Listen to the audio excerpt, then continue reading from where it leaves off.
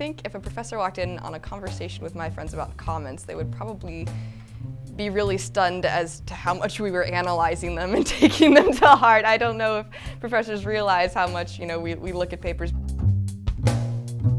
Students want to know that their work is appreciated.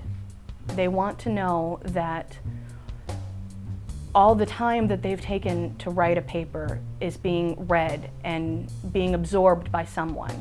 Well, when you put a lot of hard work into a paper and you take all that time and all that effort and all that studying, and you hand in that paper and you're all excited, you're like, I did my best, I did my best. When you get that paper back, I mean, at first, obviously, you're a little nervous, as how is this going to have been received?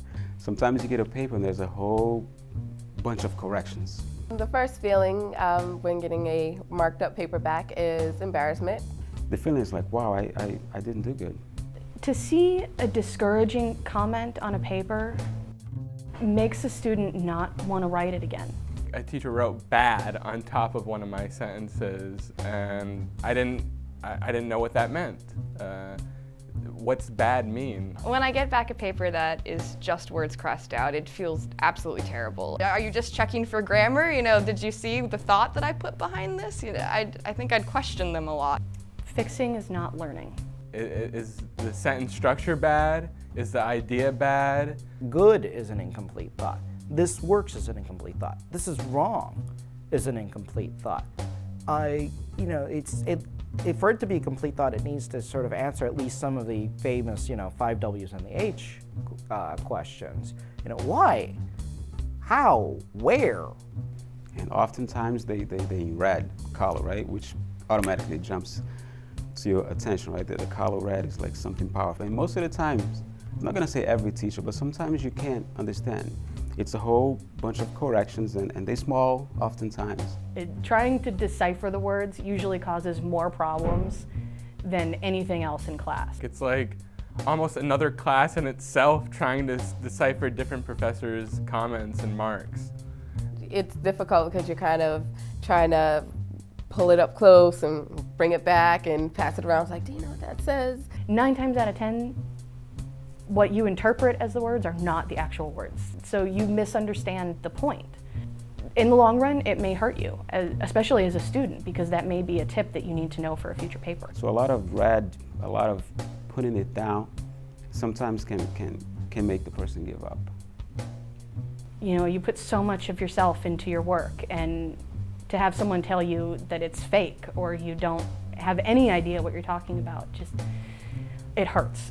It's like getting your heart broken for the first time. It's painful.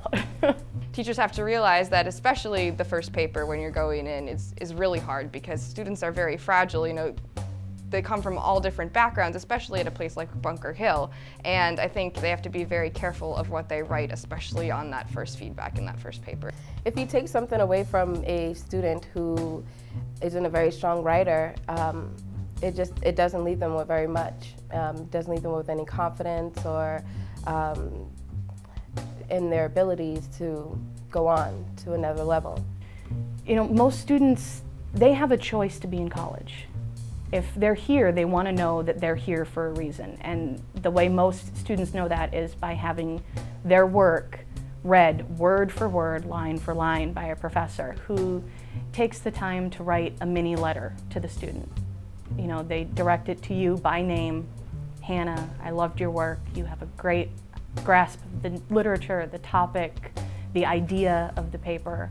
and then you get such a wonderful comment like that. It's almost like a gift. You can actually feel it in your heart. And it encourages you to continue to use your own voice instead of trying to use a voice that's not yours. But it's a balance. You need to know some mistakes, and you need to know some good comments, so that can move you, and you can keep on going. Keep trying.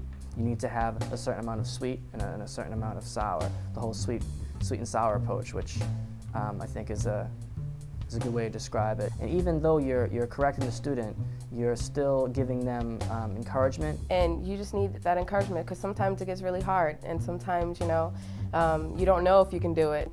That's why I think encouragement is important, because it gives you the push and it gives you the drive and the motivation. A good comment says, keep going. You can reach, and it's in your grasp, and you can get there. You can be the writer you want to be. You know, you write a paper, maybe 3 or 4 papers in a semester, and when you get that encouraging paper back, it's like the sun is shining all day long, even if it's pouring rain outside. So less is more, right? Little comments here and there, and make them think about what you wrote. You start creating that early improvisation in them. It's so nice to think that a professor is thinking about how you are becoming a better writer and that your paper is developing, and that's just, it's a great feeling.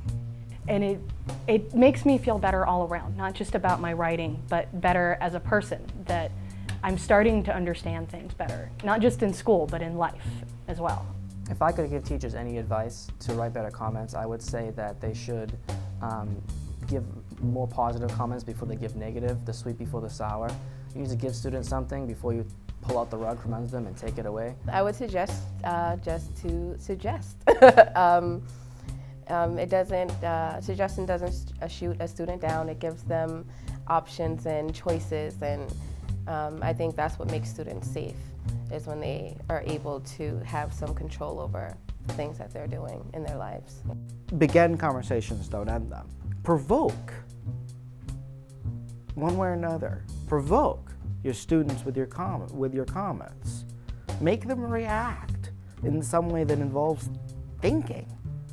When you get comments back that make you feel like you can do it, it's great, because it's like, oh, all right, so that's not that hard. I can do this, and you know what, the next one's even going to be better, which is, you know, it makes you keep going.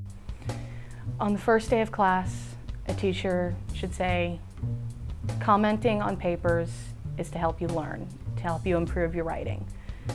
That's why I comment. This is how I comment. Welcome to class.